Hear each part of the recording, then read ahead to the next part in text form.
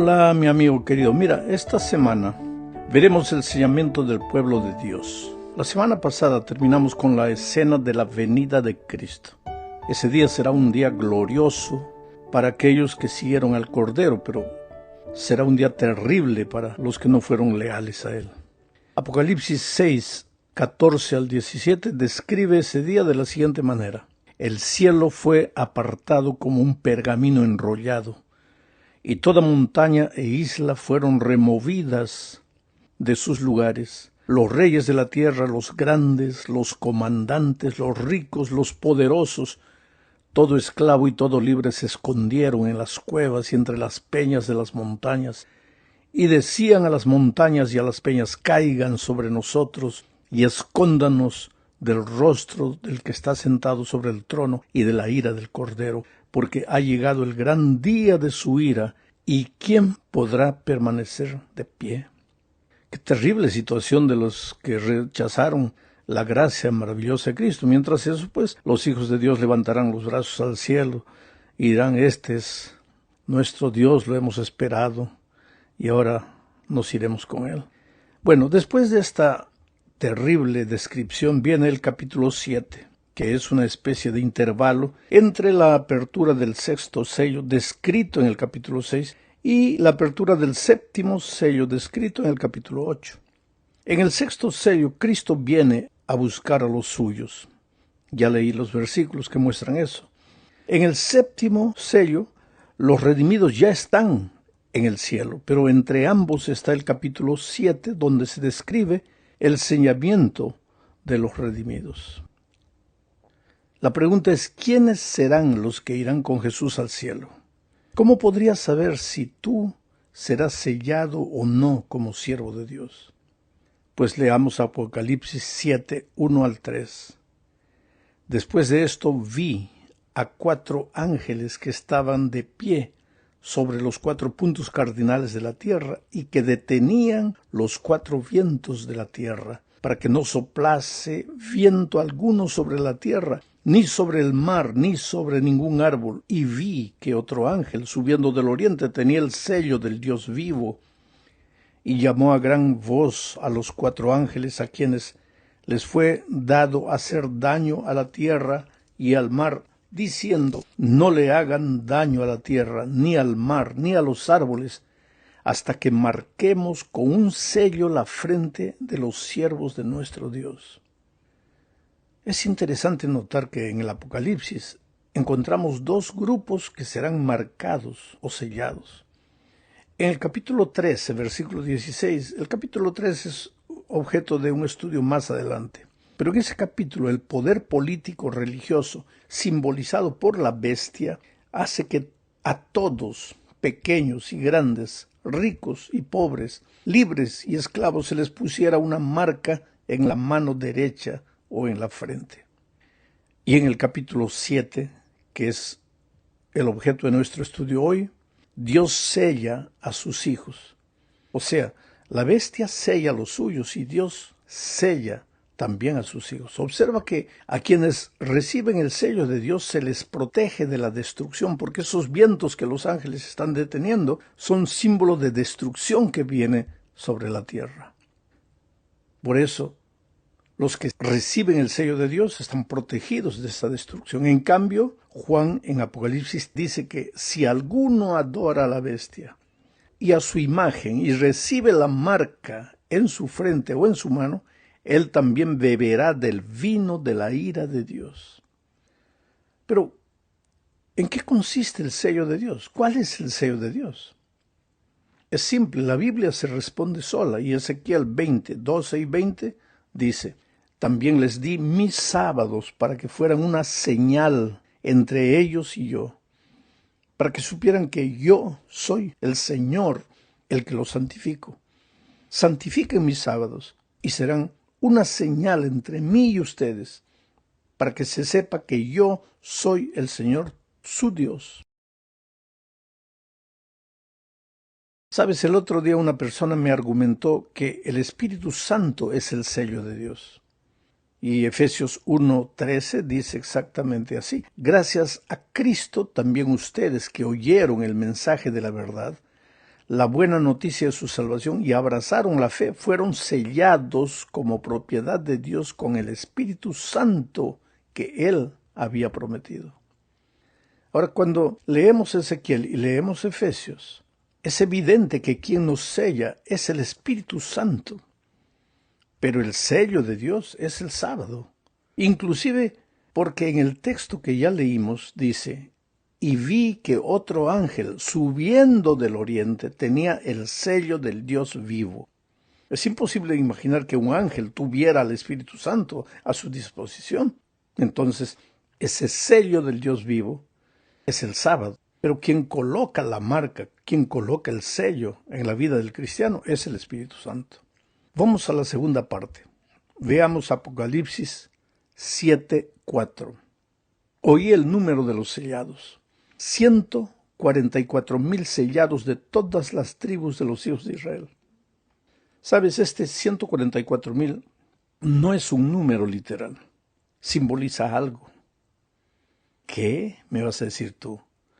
El número 144,000 es el resultado de multiplicar 12 por 12 por 1000. Ahora, 12 es un símbolo del pueblo de Dios. Las 12 tribus de Israel, la iglesia fue edificada sobre el fundamento de los 12 apóstoles.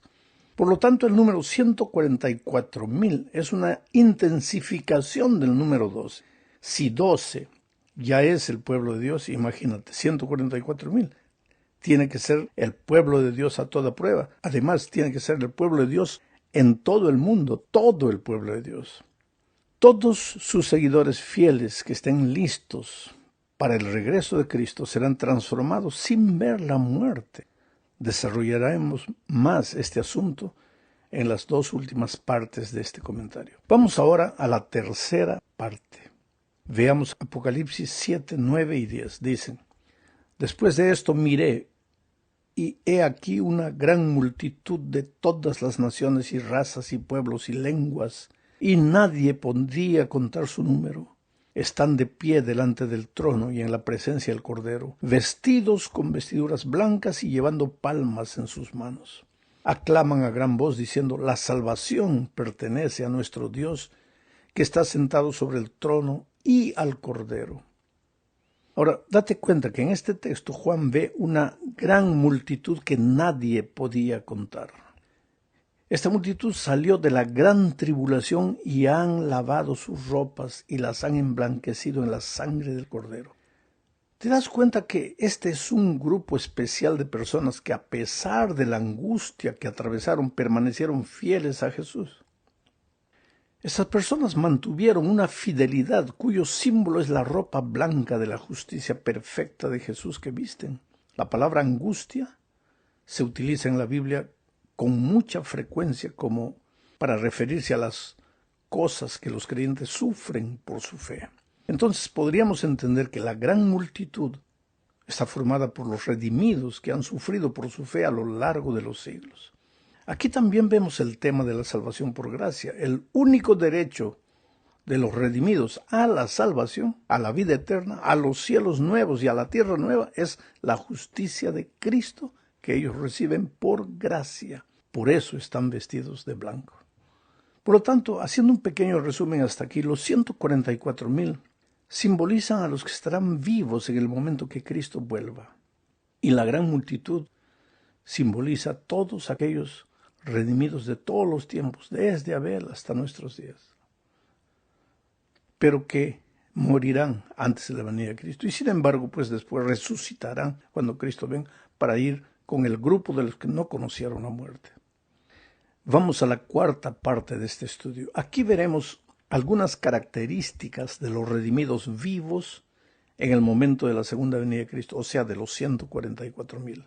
Leamos Apocalipsis 14, 1, 4 y 5. Dicen, y miré, y he aquí el Cordero de pie sobre el monte Sión, y con él estaban los 144,000 que tenían su nombre y el nombre de su Padre. Recuérdate de esto. Tenían su nombre y el nombre de su Padre escrito en sus frentes. Estos son los que nunca se mancharon con mujeres, pues son vírgenes. Estos son los que siguen al Cordero por donde quiera que vaya. Estos fueron redimidos de entre los hombres, primicias para Dios y para el Cordero, y en sus bocas no se halló engaño. Son sin mancha. Ahora aquí vemos al Cordero Jesús reunido con 144,000 fieles en el monte Sión. ¿Qué significa esto? En el Antiguo Testamento el monte Sión se llamaba también Monte de las Santas Convocaciones, porque en el monte Sión se reunían los hijos de Dios para recibir las órdenes de Dios. Y ahora vemos aquí a Jesús con un grupo de fieles que, según el ángel, son 144,000 y que siguen al Cordero por donde quiera que va. Estos fueron redimidos de entre los hombres como primicias para Dios y para el Cordero. Están reunidos en el monte Sión, el Cordero, 144,000 cristianos. ¿Qué quiere decir eso? Que hoy Jesús está reuniendo a sus hijos en el monte Sión.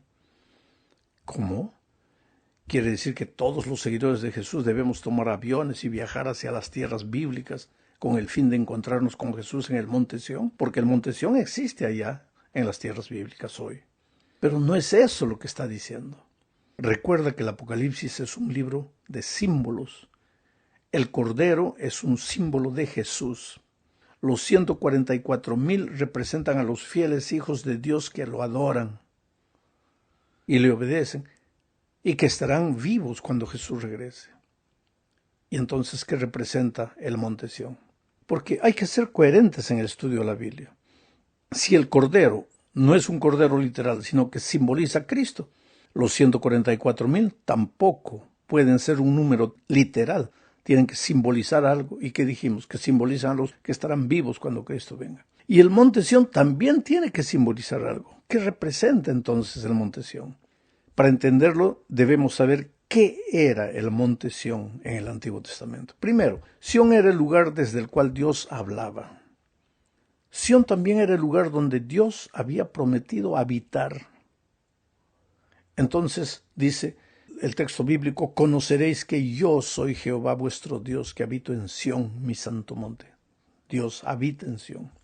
Sión también era el lugar donde Dios quería congregar a sus redimidos. Joel dice: y todo aquel que invoque el nombre de Jehová será salvo, porque en el monte Sión y en Jerusalén habrá salvación, como ha dicho Jehová, y entre el resto al cual él habrá llamado.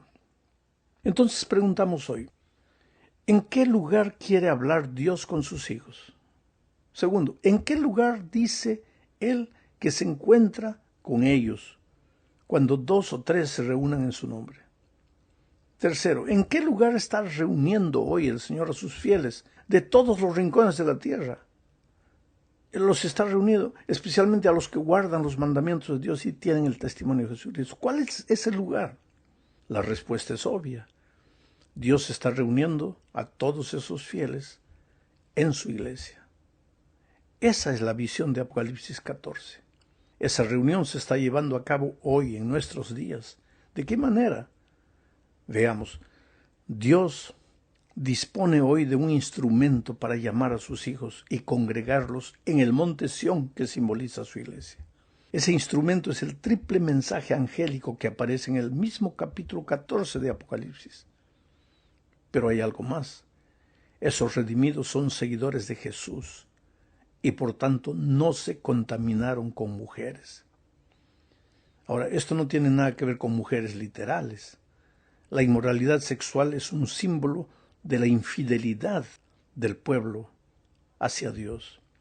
Apocalipsis 17:5 habla de las rameras del tiempo del fin.